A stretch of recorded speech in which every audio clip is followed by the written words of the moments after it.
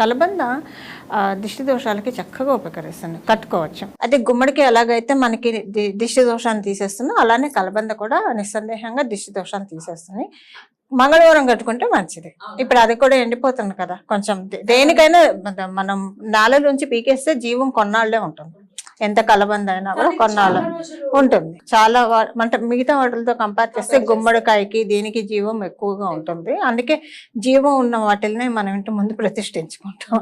మామిడాకుల్ని ఇవన్నీ అందుకే కడతాం. వాటికి కూడా జీవం ఎక్కువ ఉంటుంది కదా, లాట్ ఆఫ్ ఆక్సిజన్ ప్రొడ్యూస్ చేస్తూ ఉంటుంది కాబట్టి అందుకని పెడతాం. అలా కలబందని పెట్టినప్పుడు ఉంచొచ్చు. అలాగా మంగళవారం పెట్టుకుంటే మంచిది. అయితే గడప లక్ష్మి అని అంటారు, ద్వారలక్ష్మి అంటారు. మామూలుగా మనకి వాస్తుశాస్త్ర రీత్యా ఏంటంటే ఏ ఇంటికైనా సరే 4 ముఖద్వారాలు ఉన్న ఇంటికి వాస్తు దోషాలు వర్తించవని చెప్పి